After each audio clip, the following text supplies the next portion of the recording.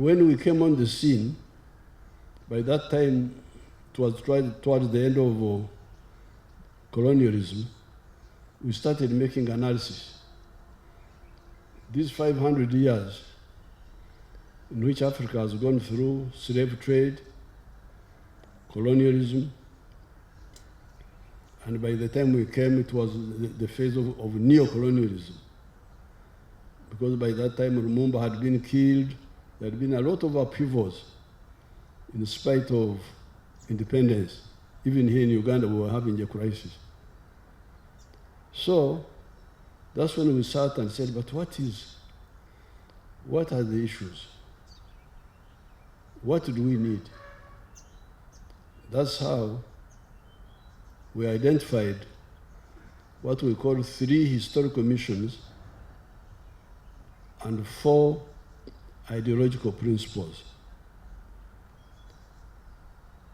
Now, the first historical mission, which we thought Africans needed to aim at, was prosperity. Do the Africans need to be prosperous? Are they entitled to prosperity? Or is this prosperity only for other people, not us? If the answer is yes, then you get a second question. If you say prosperity, Africans are entitled to prosperity, where does prosperity come from?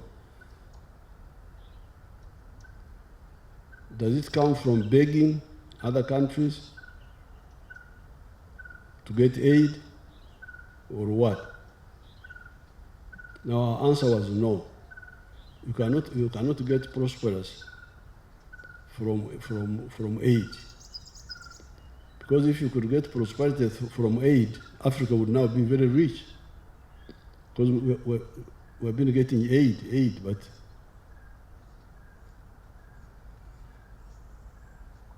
no sign of prosperity.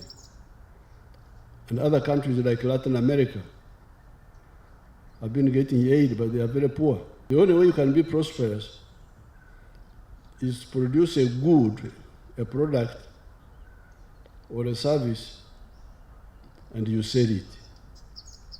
If that is the case, then who will buy that good or service? And we analyzed that. So we found that the trade between the tribal areas and Kampala, the country, the national level, was more important than the trade within the tribes. So with this study, we said, you people, our principle number 1, our ideological principle number 1 is patriotism. Love Uganda. Why? Because you need it for your prosperity. So that became principle number 1. Number 2, we discovered that the milk we are producing is now 5.4 billion liters.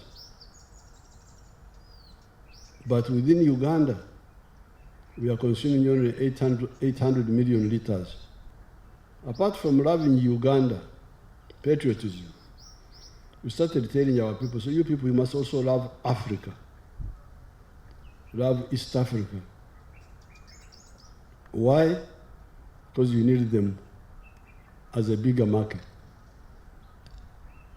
That's how our second principle became Pan-Africanism. And then we said, okay, but can you take advantage of the Ugandan market or the African market if you are still in the old culture of producing only for the stomach and not producing for the market? Even if the market is there, the one of Uganda is there, the one of East Africa is there, the one of Africa is there, how will you benefit? So that's why we added a third principle, socio-economic transformation. You must, all the families in Uganda must undergo socio-economic transformation. Must go from using the muscle, because this is a traditional way of working, muscle power, or sometimes using the muscle of the cows, animal muscle, to do work. This is the problem of Africa. The fourth one is democracy. Now, all these, the four, are to support the other historical mission number one, which is what? Which is what? Prosperity for our people. With these four, patriotism, love Uganda, why you need it, Pan-Africanism, love Africa, why you need it for your other market, socio-economic transformation, and democracy. We can achieve prosperity. So this is historical mission number two, ensuring our strategic security through political integration, ensuring our prosperity through economic integration. Now, finally, is a question. By the way, these people are trying to unite. Are you aware that they are either similar or linked?